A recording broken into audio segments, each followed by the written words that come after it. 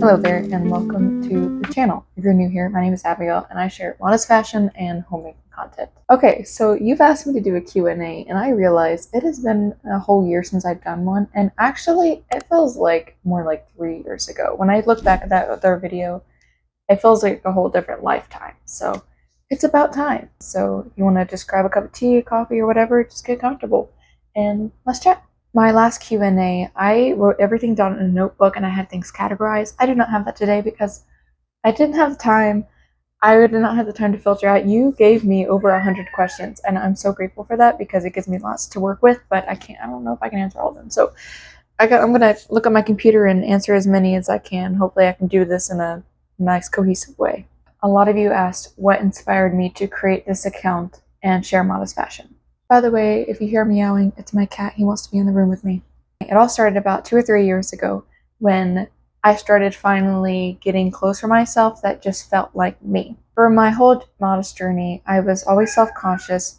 I felt like to be modest, you had to sacrifice style, you had to sacrifice femininity. It just had to be boy t-shirts because they were the only ones with high necklines that we could find, and very long denim skirts. And denim skirts can be styled so cute.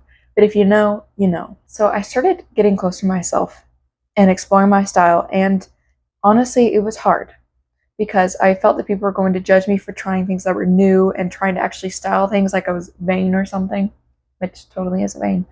But I did it, and it made me so happy, and I was so excited, and I was really enjoying the process of learning. And I was like, you know what? I bet there are so many other girls and women like me who have the same experience with modesty and just are having a hard time getting over their fear of what others will think and just exploring their own style. And I was like, you know what? I want to help. I want to share my experience, even though I didn't have a lot of clothes and I really didn't know what I was doing, but I'm like, I'm going to start and I want to show that modesty can be beautiful, and we all start from somewhere. So that is what inspired me. It was never to become an influencer, which has kind of happened on Instagram. That was never my intention, but it did just happen, and I'm very grateful for those opportunities. But yeah, that's why I started it. I started it to help other women and show them what I've discovered. What are some of your hobbies you enjoy, and what's your favorite season? I can't tell you my favorite season because I have no idea. It changes every year. This year, it's summer. It's spring and summer. They're my favorite, and they're so beautiful, and I don't want them to end. But the other years of my life, it was always fall. So I don't know. I love to sing. I do have chronic laryngitis, so I can't sing all the time. But when I can, oh my goodness, it's like a stress reliever for me. It makes me so happy. And when I actually commit myself to not doom scrolling, I love to create art. That is one of my favorite things to do. I've been doing it ever since I could pick up a pencil. It's very relaxing and enjoyable for me. Anything else? I like antique shopping. I guess that's a hobby, right? And I love spending time on Pinterest and creating boards and making ideas for my home. Like, is that a hobby? I don't even know. Oh, and baking. Oh my goodness. I love baking. I love baking so much. It is also a stress reliever for me. I guess that's what hobbies are anyway. It's just something to, yeah, you know what I mean. Anyway, yeah, I love baking. That's very enjoyable for me. See my cat? She's probably going to try to jump on the bed. This isn't going to be in like certain categories, so please forgive me at the randomness of the way I'm answering these. But someone asked what my hair care routine is. Where do you find inspiration for your outfits? As to my hair care routine, I just use a bar of beef tallow soap that I get from Clara Fritz. Don't touch my plate. Just trying to get my plate. And then I rinse it off with apple cider vinegar. It might sound so weird, but it does work, and my hair has never been healthier. And as to outfit inspiration, so I've always just done whatever I felt like. Like, yeah, as a young teenager, I was highly influenced by vintage movies and also period dramas. But now I think really I just embrace whatever I feel like, the kind of mood I'm in, the kind of vibe I'm going for that day. Sometimes I'll take inspiration from Pinterest or other Instagram girls. I follow a lot of Instagram fashion creators, and I love their style. Inspiring for me.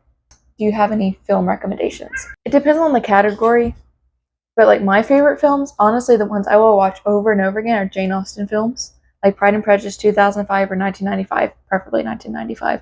Sense and Sensibility, 1995. I love Ever After. There are a few inappropriate comments in there, but other than that, it's a really good story. Lord of the Rings. It's like the generic Catholic thing to say, I think, but I love the Lord of the Rings. There are so many others, but I can't think of them all at the moment, but those are some good starting points. Someone asked if I'm from Canada or America, and I am from America. Proud American. How can I grow my platform? When I started dressing modestly and following Jesus, I lost 1,000 followers. My suggestion for you is ignore the unfollowers, okay? It sounds kind of silly, but just keep on doing what you're doing and you will find your audience, all right? You know, I've gotten so many videos where I had so many unfollows and a lot of hate, but you know what that brought me? It brought me the people I actually want on my platform. You know what I'm saying? When you stand up for what you believe in, you will find the like-minded people coming to your account and treasuring your account because you, I don't know what I was saying, but yeah, just keep on going. You've got this. And trust me, it is so worth standing up for what you believe in and setting that foundation first. In my opinion, I think it's better to be open about that from the start, not to try to hide anything. That way, everybody knows you lay that foundation, you are a Christian. Have you ever considered cutting your hair short? Girl, I did it, and I will never do it again. I cut my hair into a bob when I was about, I think, 16 or 17, and that was like the worst period of my life. I know some people can completely pull it off, and good for them, it looks great. But I did not pull it off, and it just made me miserable for a year or two trying to get it to grow back, and it grew back so slowly. I was like, that's trauma. That was a traumatizing experience. I'm never cutting it again, but I'm glad of that experience because now I have that confirmation in my mind. Whenever that temptation comes to mind to cut it off, I know what it looks like and I know how I suffered. I ain't doing that again. I got quite a few questions asking how old I am. I am 21. Someone asked what my religion is, and I am a traditional Catholic. I don't know how to say it like that. Why am I so weird? Yeah, I'm a traditional Catholic. Good question. Someone asked if I want to create my own modest brand. And yes, that would be absolutely amazing. I was actually thinking very serious about it. About last year, I think. I was researching about how to do it, but you know, it just takes such a huge budget. And I don't know if I have the skills for that. Like, I think I would enjoy designing and being in control of those designs. I think that would be so fun. But I don't know if I have the personality to sustain me as a business owner, if you know what I mean. Olivia asked, if you could be a character in a book or movie, which one would it be? Elizabeth Bennet, of course. That would be so cool. That or Eleanor. It's all going to be Jane Austen. Just the way it is. Were you homeschooled? Yep. I was a homeschooler for all of my school years. And you asked how I liked it? Well, it was cool. I don't know if many people like school. I didn't really like school that much, but one thing I do like is learning. I do love learning, but like being told I have to learn something, I'm not very good with that stuff. Fellow traditional Catholic here. How should we best explain our modesty standards to others? You know, for me, the main goal is charity because I think it's best to be a good example than to talk about it if you don't have to just be that example and let it inspire them and make them ask questions. Maybe they'll ask questions because they're inspired. But if they do ask, I say to do it in the most charitable way possible without sounding judgmental because that will make them not want to dress modestly. They will take your bad example if you act prideful about it, and it would just turn them away from doing something that's good just because now their pride is hurt, if you know what I mean. It's best to always approach with humility and kindness and modesty. Don't know if that's very helpful or not, but I did my best. What are some of your favorite nonfiction and fictional books? As to fiction, I really love Jane Austen. You're just going to hear this a lot, okay? I really love Jane Austen. I really enjoyed the Ranger's Apprentice series. It was really fun, very interesting. The Lord of the Rings and The Hobbit. The Hobbit is one of my all-time favorite books. It's so cozy. I love reading it during the fall. And what was the other one? Jane Eyre and Sherlock Holmes. I really enjoyed the Sherlock Holmes too. As to non-fictional, they're like, for me, I don't really read a lot of non-fictional books outside of Catholic books. So I read a lot of devotional books and whatnot about my faith. So I can't really talk much about other books besides that, if you know what I mean.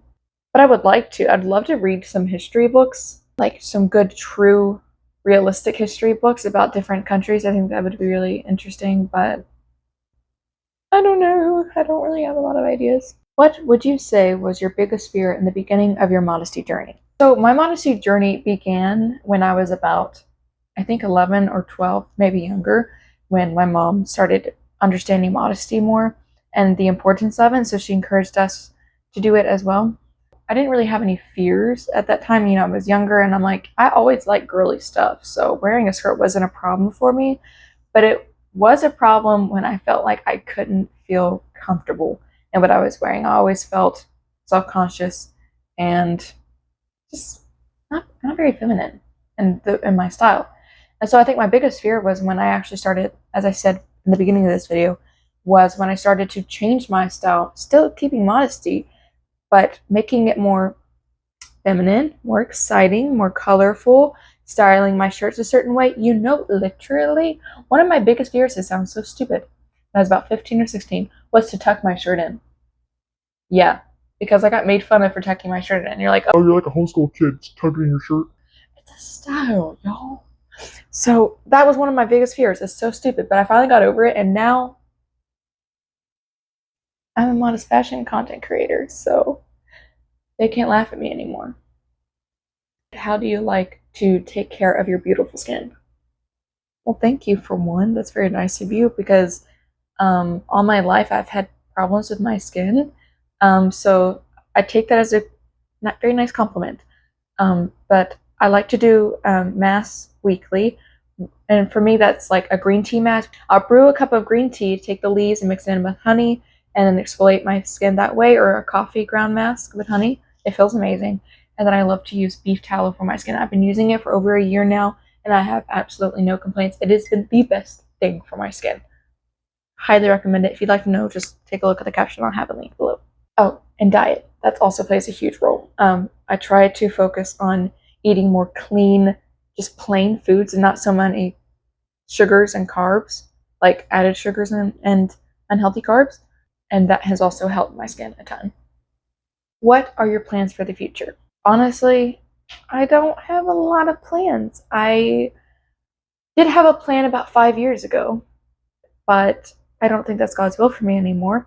So right now, I'm feeling very at peace with whatever I'm doing in my life at the moment and just trying to do God's will in the little things every day and confident I'll see his will for me in the bigger picture at some point.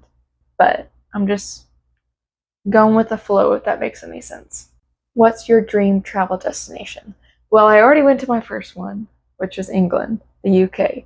That is something I wanted to go. That's somewhere I wanted to go all my life because I grew up on period dramas. So like London, England, Scotland, Ireland, those places were very prominent in my mind and somewhere I just always wanted to go. So I got there. I'm so excited. It was fantastic. But now it's Italy. That would be amazing because I know there are so many Catholic destinations there, so much rich history, especially in Rome. So that's where I want to go, Lord willing, at some point in my life. Do you have difficulty finding like-minded people in day-to-day life? Honestly, outside of my parish, yes. It's weird because like with you, I feel so comfortable talking to you because we like the same things. I think we're all very like-minded, so I feel it's really nice to be able to talk to you. And I feel normal because of that, but then I go out into the world and talk to strangers and other people, and I'm like, whoa, I'm a weirdo. Like, I feel very different when we discuss stuff and our habits and whatnot. And it doesn't mean like I'm better or anything. I'm just different. And I've always just been different. But you have made me feel a little bit better about that because now I've found my people. So I'm very grateful for you. What is your morning routine? Well, girl, I think by this time I will have posted a YouTube video already, so you can watch that for my morning routine when I'm not at work. I don't think I'll be able to answer all the questions because I'm running out of phone storage space, but do you have a favorite dress silhouette, cut, or do you have a favorite era of fashion? So for me, it used to be like major Victorian era. I loved that fashion. And I mean I still think it's pretty, but I'm not obsessed with it anymore. I do really like the classic timeless styles in the 1950s and also the 1940s. I think those cuts and styles were just so pretty. And also the Regency era and kind of like Jane Austen's time. Is that like what, 1830s, 1840s or something? I don't know, but I really like that style as well. Um, as to silhouettes for myself, whatever actually suits my body, which is usually like A-line skirts, um, hourglass dresses in a way where it's like bigger up here and then full at the bottom. That is what suits my body the most. So that's the style I like. Where do you buy your slips for modesty? Wear underneath your dresses. I get mine from Amazon. They've got quite a few to choose from and they work just fine. Favorite type of tea? Right now it is Earl Grey and a cherry blossom. How often do you buy the clothes versus what's gifted to you? So honestly, I don't really buy clothes very much anymore. And that might sound so annoying, but honestly, if I didn't have all these collaborations, there's no way in the world I would have the amount of clothes I have today because I just I just don't buy that many clothes. And I'm very grateful for these opportunities. When I really, really want something, I'll buy it, like my new Flora dresses and the Pansy Garden dress. I hate saying that because I feel like I'm showing off, but that is just the way it is. And honestly, it's not just benefiting me, it benefits my mom and it benefits my sister because we're all about the same size. So I can give them some of my dresses from collaborations and I also sell them on Poshmark and give them away to friends. So yeah, it works out. It's not just me that it benefits, you know. I'm sorry if that wasn't like the best Q&A. I just didn't have a lot of time to really think about this, to really like put a lot of thought into the answers, but I really hope that I answered your questions adequately. I don't know, but thank you so much for giving me these questions. I really enjoyed doing this Q&A with you. And let me know if you have any content ideas for me in the comment section below. I really appreciate it. And thank you for being here. I don't really know what to say. I'm trying to wrap up because I only have a couple of minutes left to be able to film.